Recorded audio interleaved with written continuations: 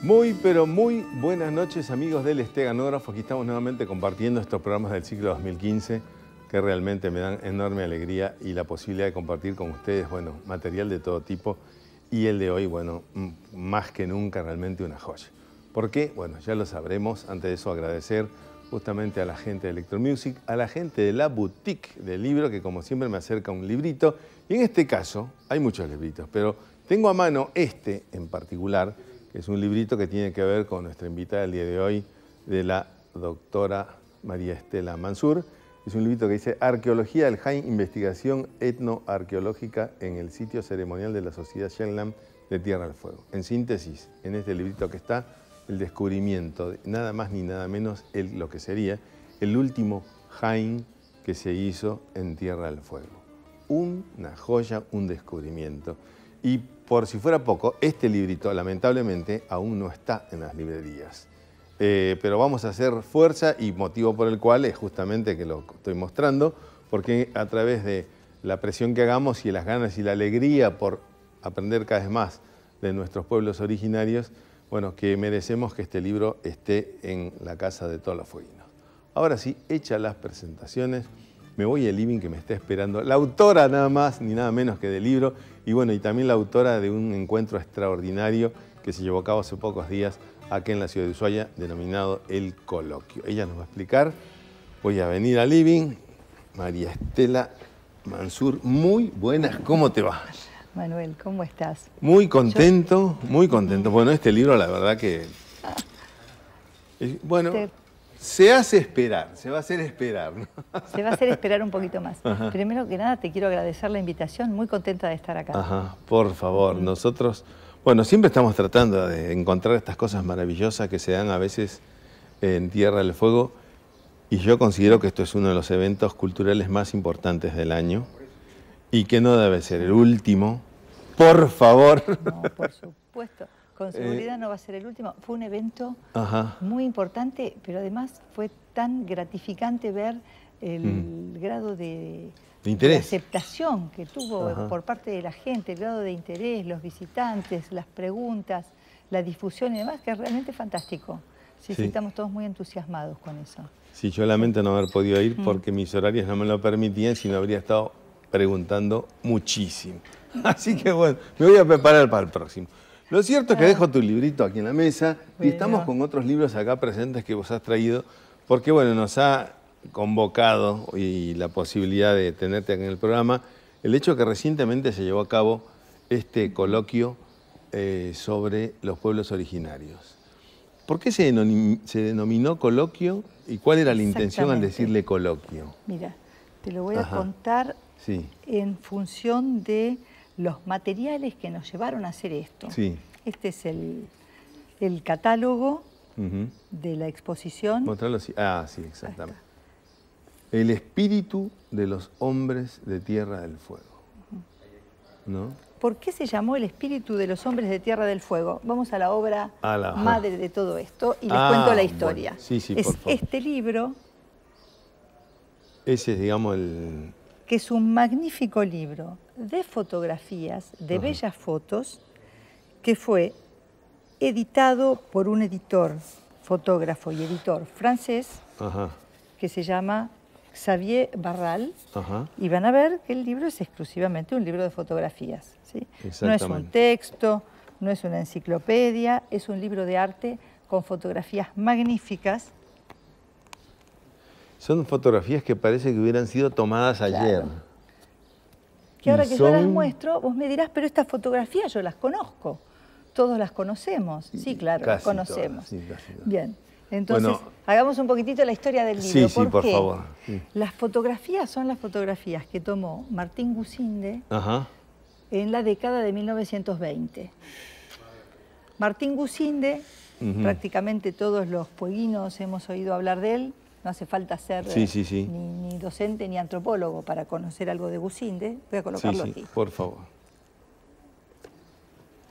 Que vamos a recordar a la gente, un salesiano. Fue un etnólogo, claro, antropólogo. Curiosamente, tiempo, ¿no? Claro, pero al mismo tiempo misionero, religioso. Cosa que no se da en los salesianos. ¿No? Pero él era un misionero católico de una orden, de la orden que se llama del Verbo Divino.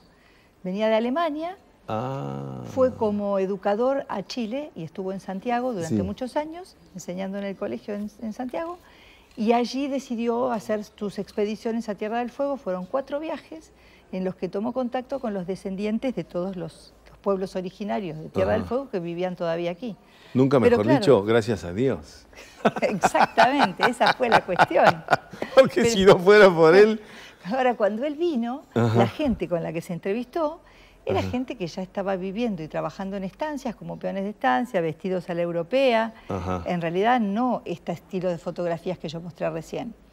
Pero Gusinde, siguiendo mucho el estilo de la fotografía de época y las descripciones de época, quiso hacer una descripción, unos libros, donde contara cómo habían vivido los antecesores de esta gente. Entonces hizo un montón de libros. Hay 3 tomos sobre los Yámana, hay 2 tomos sobre los Selknam, hay uno sobre los Alacalufes. Y en esos tomos la ilustración y todo el escrito es como si las sociedades todavía estuvieran viviendo de esa manera. Claro. Es una especie de cuestión extemporánea que sucede, porque ya no era hasta así. se adelantó a su época, digamos, fue reconstrucción de Claro, escena. Preguntando a la gente, ¿y qué se acuerda? ¿Y qué le contaron? ¿Y usted sabe cómo era antes? Bueno, en base a eso, todos esos relatos, armó una historia de cómo era la vida con anterioridad, y por eso los titula así, Los Selknam. Y es un libro que el que lo lee piensa que Gusinde vio a esa gente viviendo en esas condiciones. Claro. Cuando en realidad no fue así. Pero bueno, esto es lo que nosotros sabemos hoy. Ahora, ¿cómo llegamos de Gusinde a este libro? Claro. Todas esas fotografías que sacó Gusinde, que fueron maravillosas, porque además de hacer los relatos, fotografiaba, están conservadas en el Instituto Anthropos, en Alemania, que las cuidó hasta ahora. Son el antiguo sistema de placas de vidrio rectangulares. Exactamente, las fotos de agarrotipos. Y entonces hace poco tiempo, ahora unos 2 o 3 años, este editor francés, Xavier Barral, del que yo hablaba, las encontró, pidió permiso para ir a verlas porque sabía que esto existía, quería hacer un trabajo de digitalización con buena calidad con estas fotografías, y entonces trabajó sobre los negativos, digitalizó, luego los limpió, los preparó, y a partir de eso hizo los tirajes, las copias, que llevó a este libro. Del total de 1.200 fotos más o menos que sacó Gusinde sobre Tierra del Fuego, él digitalizó hasta ahora unas 600, o sea, la mitad, piensa terminarlo. Perfecto. Y de eso seleccionó 300 y algo, que son las más variadas e interesantes para hacer esta obra, este libro, que hizo en colaboración con Christine Barthes, que es una editora y curadora de fotografía también. Bueno, la calidad que tienen las fotografías es espectacular. Sí, por eso decía que parece que lo hubieran tomado ayer. Parece que fuesen con toda la tecnología, con nuestros equipos modernos y demás, están tan bien trabajadas, son fantásticas. Una belleza como quedaron. Y entonces hizo este libro, y su idea era poder presentar el libro por primera vez en Ushuaia.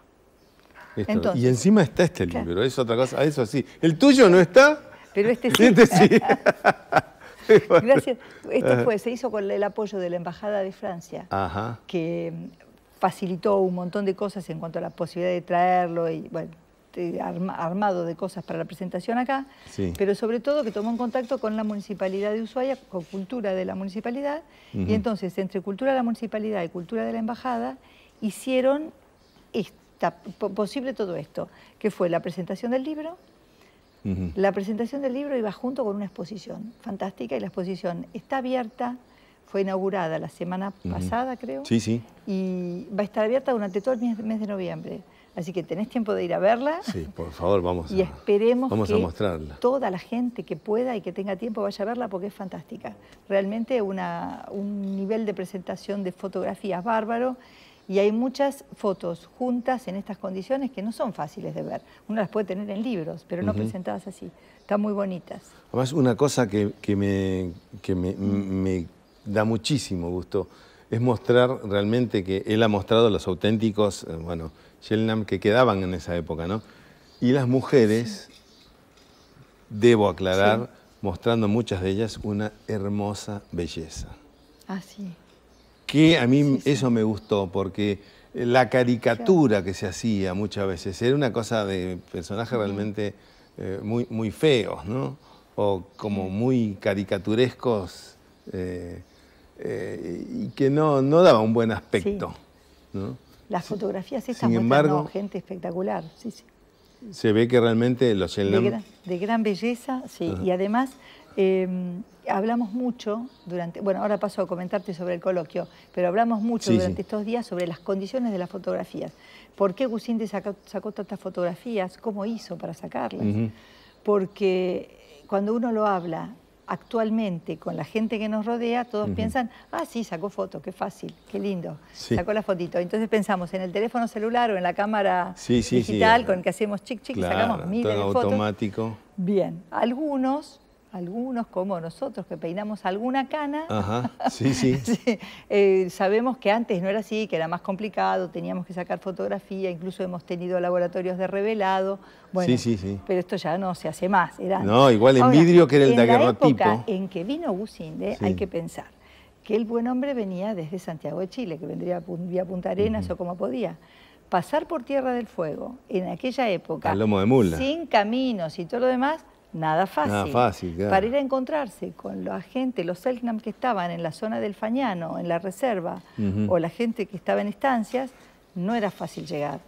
Y él con su sistema fotográfico debía traer el trípode, la cámara con fuelle, todo el sistema que se colocaba encima, baúles con cosas donde vendrían los elementos para revelar, el laboratorio... Todo a cuesta. Y el negativo era una placa de vidrio. Y no se podía permitir que le faltara algo, porque si le faltaba acá no se conseguía nada, si estaba en medio del bosque. Por lo tanto, esos viajes deben haber sido terribles. Increíble. Y luego viene la otra parte, que es la de la toma de la fotografía. Él vino dispuesto a hacer eso. Tenía que convencer a la gente, entusiasmarlos y demás. Y bueno, aparentemente lo que hacía Gusinde era establecer, por supuesto, muy buenas relaciones con la gente que aceptaron ser fotografiados, pero además después él revelaba y les hacía copias de sus fotografías que las regalaba. Entonces la gente encontraba la posibilidad de tener sus propias fotos, era fantástico, y eso es una parte como del contrato que se establecía entre fotógrafo y fotografiado, digamos. Ahora, qué curioso, ¿no? Deben ser los únicos pueblos originarios que no sintieron que con la foto les robaban el espíritu, ¿no? ¿no? Viste que muchos no se dejan fotografiar por eso. Sí, porque creen que les roban el espíritu en la foto. Pero eso surge de un caso histórico conocido, y es más histórico que etnográfico, pero no sé si son muchos. En muchos pueblos de... Nosotros lo repetimos mucho, pero en muchos pueblos de Perú yo lo he visto. No sé cuánto le transmitimos nosotros esa idea del dibujo de la figura humana y que no se debe, no se debe ver porque se le roba el espíritu. Pero bueno, esa creencia ha impedido muchas fotos. Claro, en este caso, ningún problema con las fotografías, pero eso sí, cada toma fotográfica es una escena preparada por el fotógrafo y la gente fotografiada que se pusieron de acuerdo en algo, en alguna pose en particular, porque la toma no es instantánea. Suponía preparar todo el sistema, el famoso trípode, la cámara con el fuelle tapado. Y había que permanecer muchos segundos en inmovilidad absoluta para que no salga mal la foto. Y hay un montón de esas fotografías que son geniales, por ejemplo, fotografías del Jaén de 1923, donde la gente está haciendo cosas en movimiento o en baile o hay escena de lucha, que tienen un dinamismo fantástico.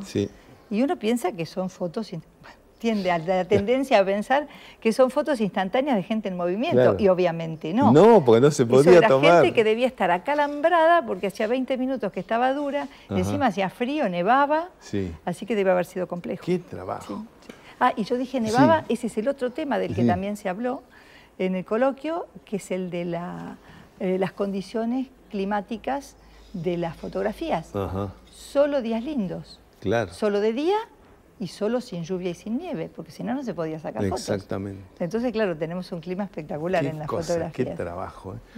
Bueno, Sí. tenemos esto entonces como el leitmotiv Sí, sí. para este coloquio, del cual Sí. vamos a empezar a charlar después de una pausa. ¿Te parece? Perfecto, ¿cómo no? Bueno, hecha la presentación, está con nosotros la doctora María Estela Mansur. Bueno, ella es antropóloga, estudiosa de los Shellnam y también, bueno, editora del libro Arqueología del Jaén. Y bueno, y que con este motivo generó este coloquio extraordinario que esperemos sea el inicio de próximos encuentros culturales que definan de alguna forma nuestra identidad como pueblos originarios y también, bueno, como lo que somos como fueguinos. Hacemos la pausa y luego volvemos para hablar qué pasó en el coloquio y todo lo que, bueno, también se charló.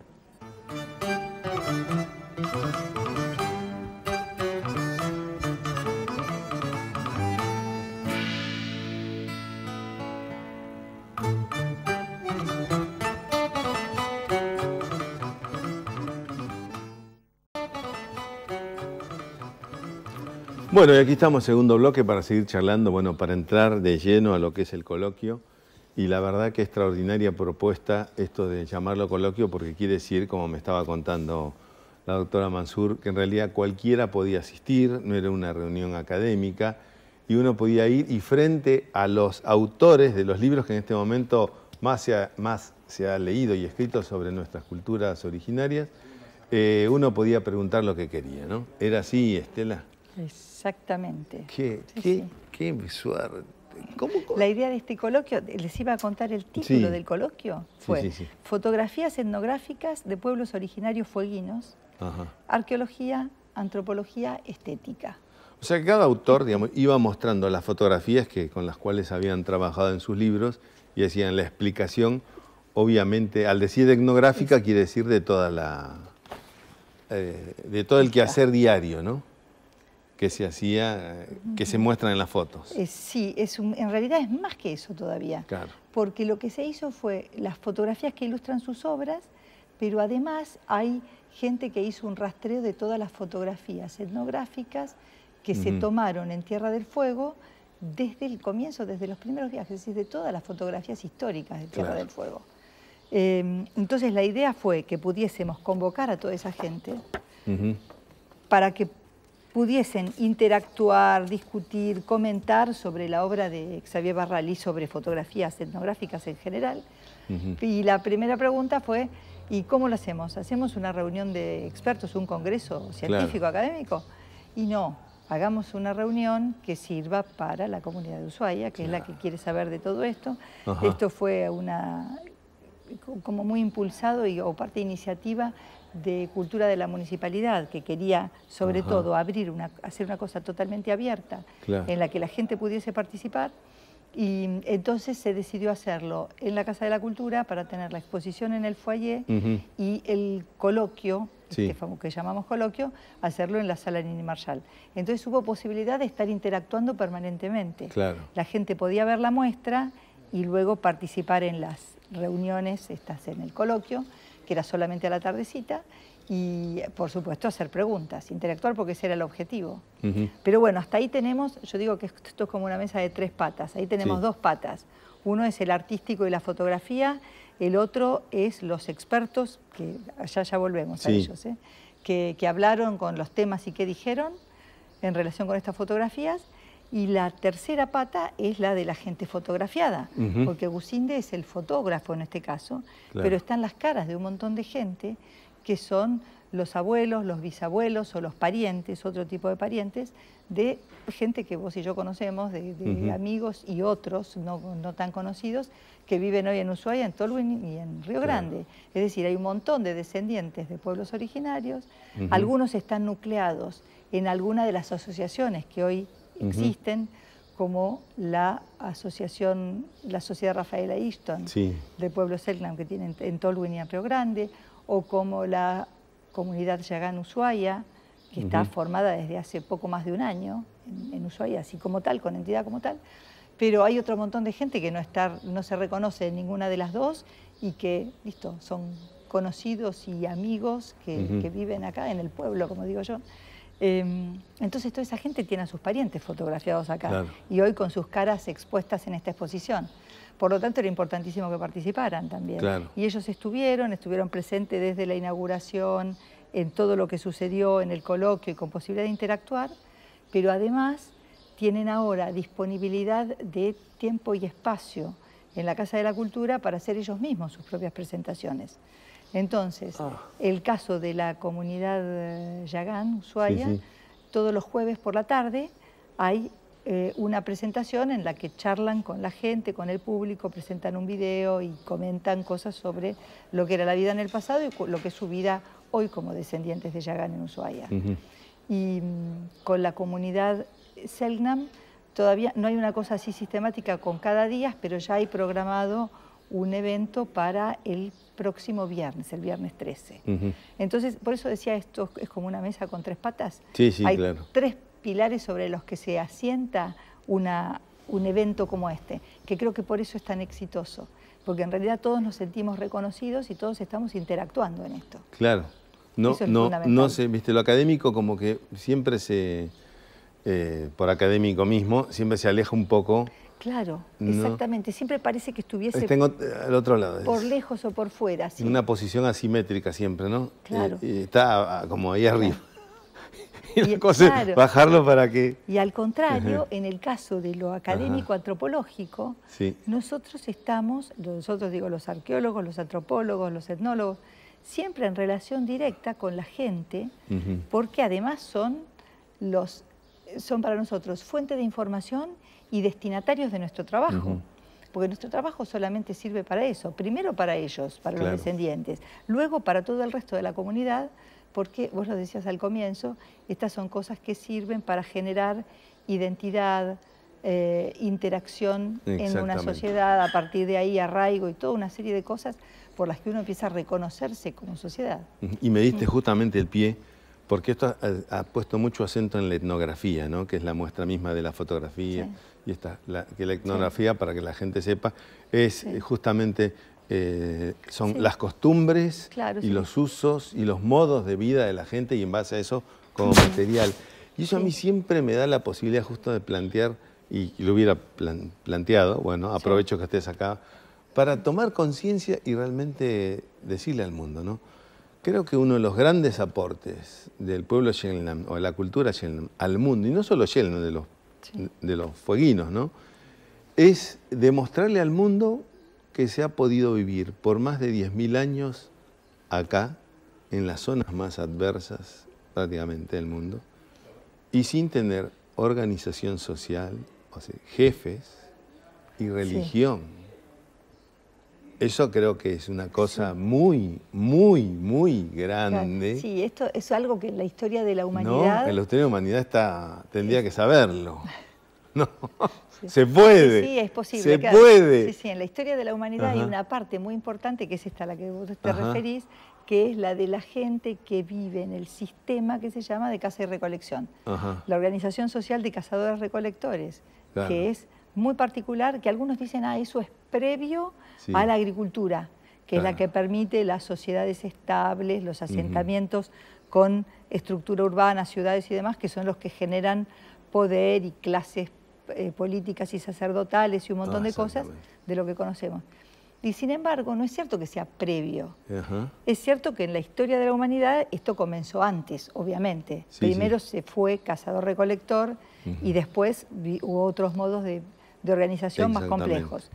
Pero hubo muchísimos lugares en el mundo en los que el sistema de caza y recolección se fue perfeccionando cada vez más hasta alcanzar un excelente nivel de vinculación con el entorno, con el ambiente, y se conservó porque era el mejor, porque era el más adaptado, porque no tenía sentido cambiar ese sistema por otro con complejidades diferentes que no favorecían en lo ambiental, al contrario. Sí, nosotros llevamos ya 2000 y pico de años y estamos al borde de la Tercera Guerra Mundial. Ellos dijeron, más de 10.000 años, y en absoluta armonía y integración con el medio, ¿no? Sí, se trata de sociedades... Y sin jefe. Claro. Sociedades mucho más chiquitas, menos numerosas, y eso es una de las claves. Y también el punto fundamental para que un sistema de caza y recolección, una sociedad asentada sobre ese sistema, pueda mantenerse durante mucho tiempo en un ambiente, es que no tiene que aumentar demasiado la población. Sí. La clave es la demografía. ¿Cómo lo regulamos? Hay que mantener la demografía baja, porque si no, si crece demasiado, pasa lo que nos pasa a nosotros. Claro. Explota, ya realmente los recursos no dan, se complica, hay que empezar a hacer diferentes tipos de sistemas de producción que son más o menos contaminantes. Bueno, es toda otra historia. Pero eso se sabe al final, pues se estudia muchísimo, ¿no? ¿Cómo hacían para regular el número?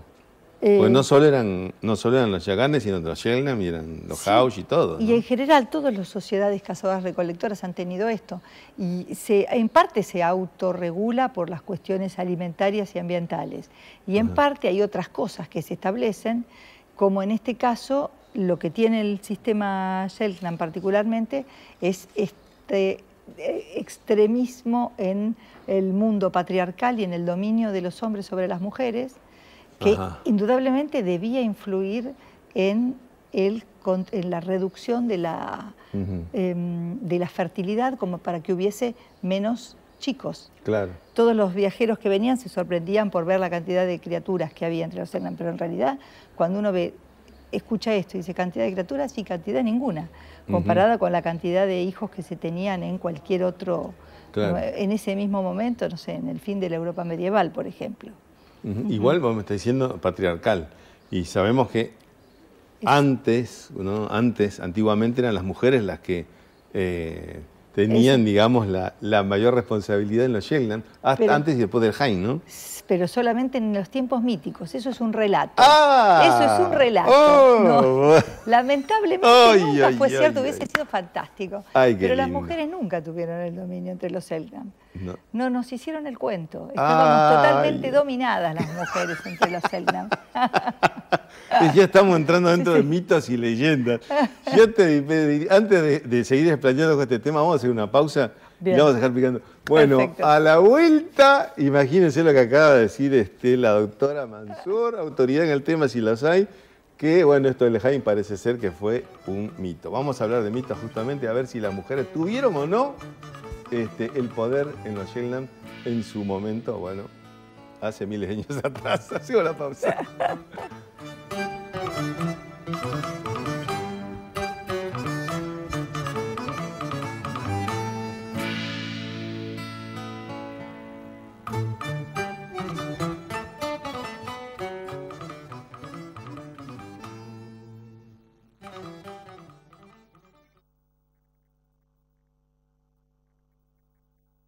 Cuando ellos se juntaron para hacer esta ceremonia, había dos jovencitos que estaban para iniciar, los dos Cloqueten.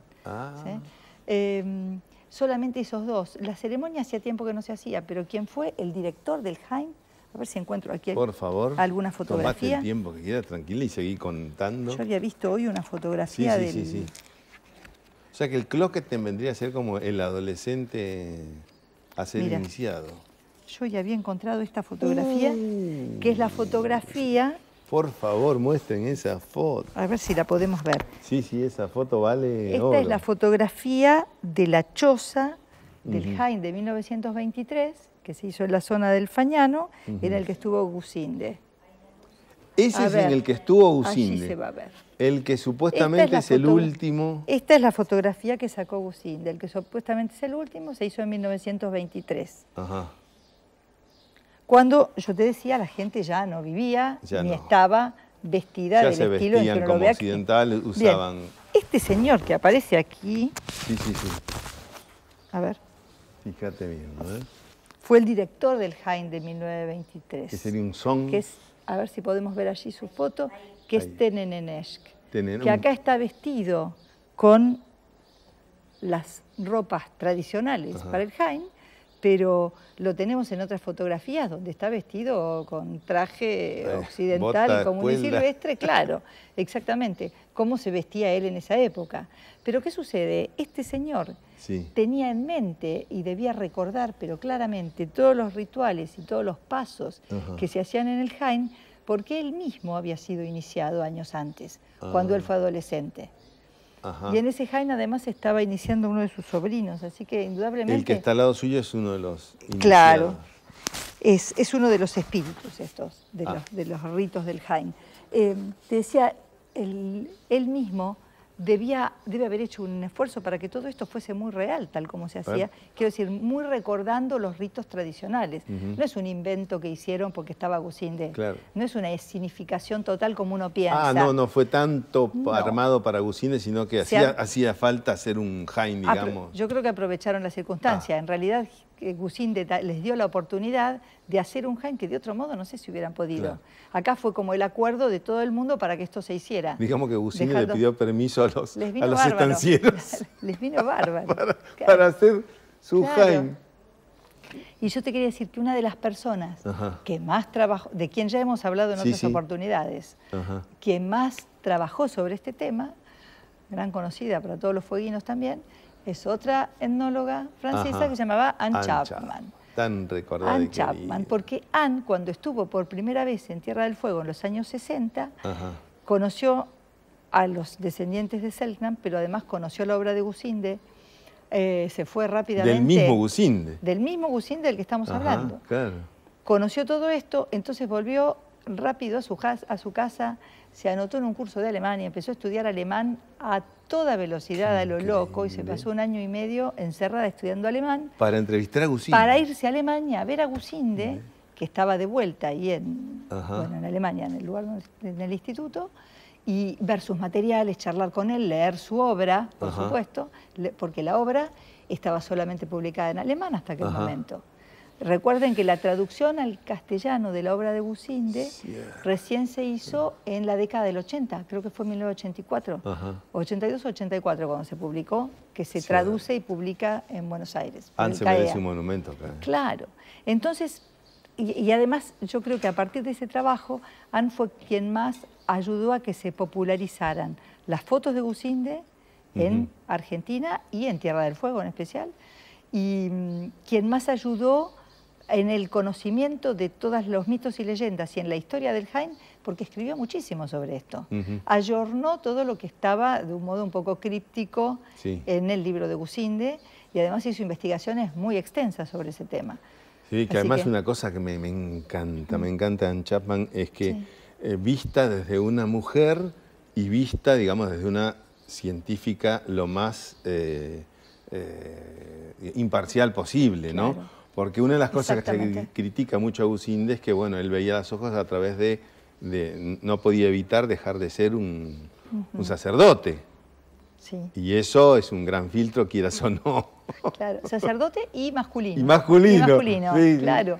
En cambio, la visión de Anne Chapman forzosamente es otra. Introduce una cosa muy fresca de visión femenina, y con otro marco teórico. Sí. Anne escribió muchísimo sobre todo esto, y ya también lo hemos conversado en otro momento. Sí. Gracias a...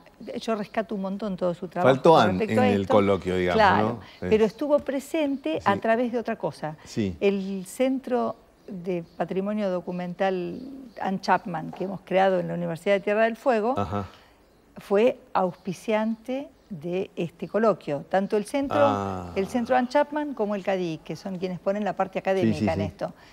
Así que bueno, es como que estuvo presente. Bueno, y gracias a vos, justamente tuve la suerte de hacer, creo, una de las últimas entrevistas de Anne Chapman, y con esto lo vamos a dejar picando, ¿no? Sí. Porque me acuerdo que la comprometí públicamente. Ella decía que ahora estaba trabajando con los Yaganes, ¿no? Y que estaba trabajando en el famoso Chi House. Sí. Y no sé, ¿hay noticias de en qué quedó ese trabajo? No, en todos los trabajos, su último trabajo fue un espectacular libro que se llama, no recuerdo exacto el título, creo que es Historia de los Yámanas, pero es que el libro sobre los Yámanas, que se publicó poco antes de que ella muriera, se publicó primero en inglés Cambridge, y después está actualmente el libro publicado en castellano en Chile. Bueno, así que se lo tenemos que traer. Por favor. Y hacer un ya nos comentario ponemos en sobre campaña. Sí. Bueno, te voy a rogar, con el perdón, hacer una pausa. Decime si lo que quieras antes de hacer la pausa. Te iba a decir que recién a partir de los libros de Anne Chapman es donde queda clarísimo y en todo lenguaje para que la gente lo vea, esto de que el mito del Jaén, la leyenda famosa, no es leyenda, es un mito, y que fue en los tiempos míticos, nunca pasó. Lo que me está diciendo, lo que me estoy Nunca enterando. pasó. Después de más de 25 años de creérmela. Impresionante. Qué lindo. Además, igual ¿viste? Esto de los mitos, la otra vez lo hablamos. Es como que los mitos y las leyendas solamente son cosas de los pueblos originarios, ¿no? Como si nosotros no tuviéramos mitos. Claro, mitos, leyendas y rituales, tenemos de todo. Tantas o peores, y menos divertidas encima, ¿no? Pero ya hablaremos otra vez de los mitos actuales. Ahora te voy a pedir hacer una pausa. Y bueno, y vamos a aprovechar en el último bloque para que nos cuente, si nos da el tiempo, la doctora Mansur, qué cosas y qué fueron los datos más importantes de este coloquio que se llevó a cabo recientemente acá en Ushuaia. Hacemos la pausa.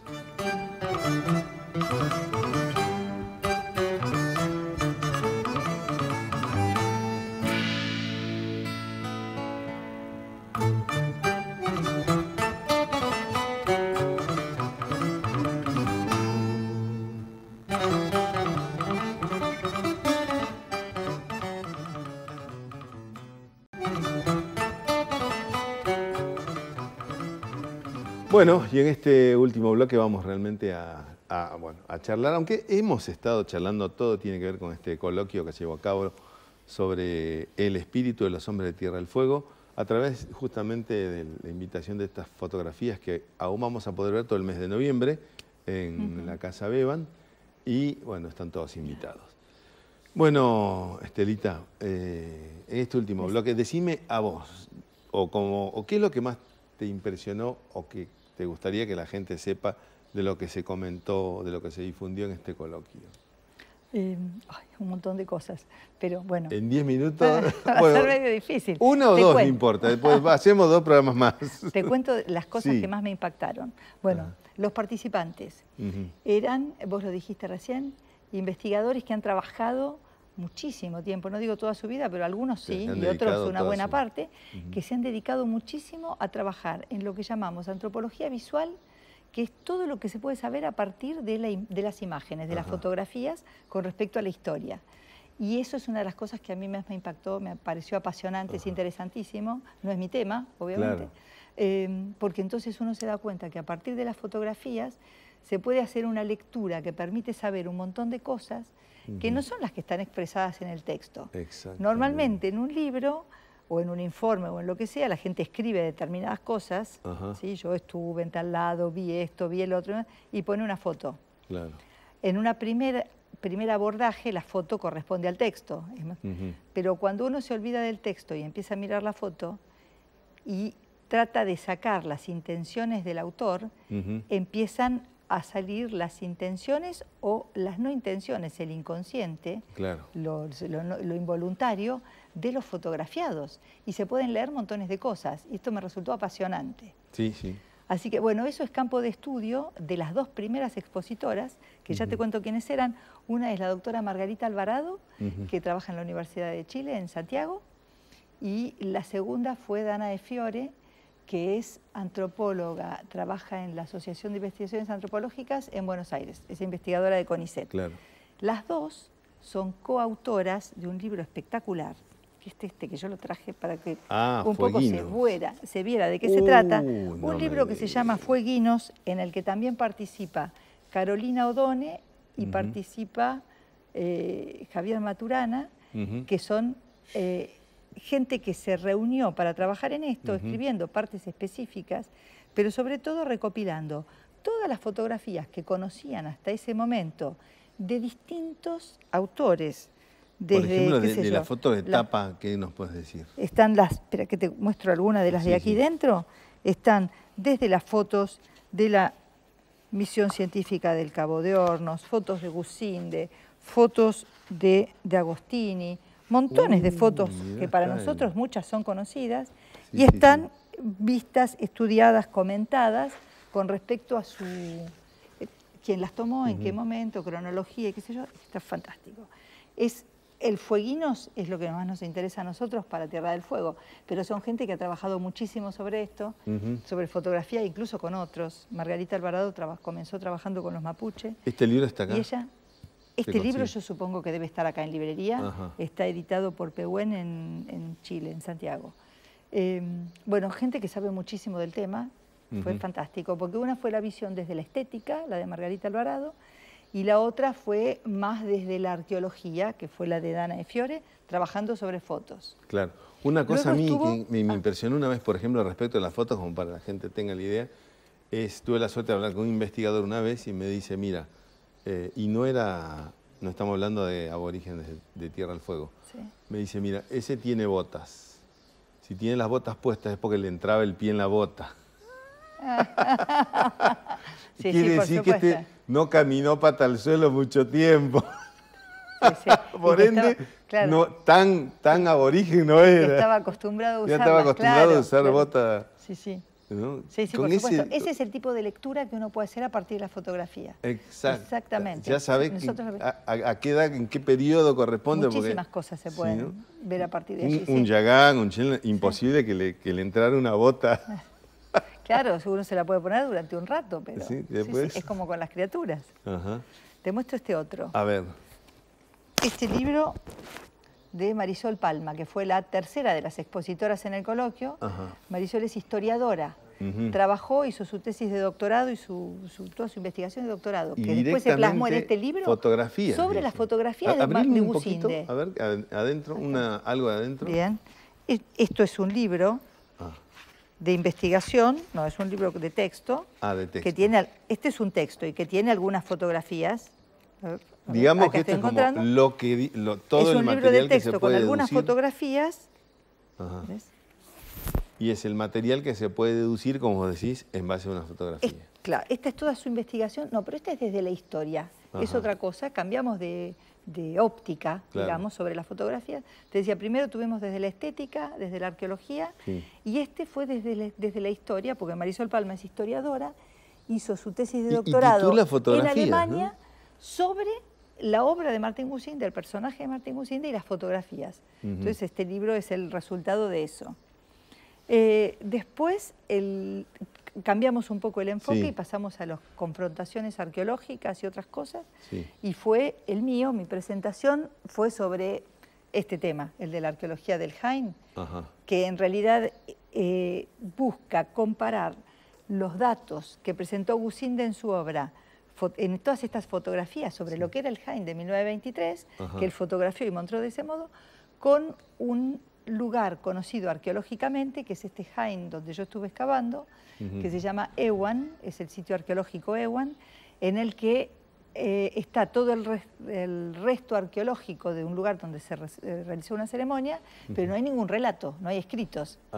Entonces, confrontando uno con el otro, uno puede ver qué grado de veracidad tiene lo que escribió Gusinde, su Jaén del 23. Claro, bueno, eso es un hallazgo extraordinario, ¿no?, el que hiciste. Claro, sumamente interesante. ¿Se sabe de cuándo podría datar ese Jaén más o menos? Ese Jaén tiene una fecha exactísima, que es la fecha en que se cortaron los troncos para hacer la choza, que es en la primavera del año 1905. ¡Wow! Súper exacta mi fecha, que fue establecida por un método que se llama dendrocronología, que es el análisis de los anillos de los árboles. Y entonces se puede saber exactamente en qué momento, a qué momento, qué estación del año y año exacto pertenece algo. De 1905 a 1920, que fue el que se hizo con... Claro, y 1920 fue el otro.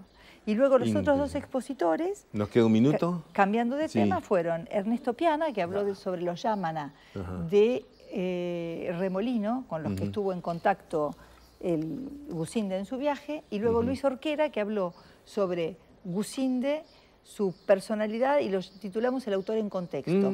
¿Quién era y por qué dijo lo que dijo? Bueno, ¿Y traje algo? Afortunadamente hay los libros, pero les puedo asegurar que vamos a estar muchos en campaña para que este coloquio no quede ahí y que el próximo haya otro y realmente nos ponemos realmente la camiseta a toda la gente de Canal 11 para que esto sea público y se transmita, por favor. Estela, contá con nosotros. Fantástico, ¿sí? Muchísimas gracias. Y mira, tan contentos estamos ya me lo agendo. Por favor, que gracias a la Boutique sí. del Libro, mira, tenés un regalito por participar en el programa. Ay, muchísimas gracias. Un vale para que te elijas el libro a tu elección. Ay, muchísimas gracias, qué emoción. Gracias al programa y a la Boutique del Libro. El placer de tenerte acá en el programa. Bueno, nosotros nos vamos despidiendo. No sé cómo agradecerte realmente, no solo que vengas al programa de tan muy buena predisposición, sino también, bueno, que tengas la mejor de las ganas para difundir esto que es nuestra cultura, ¿no?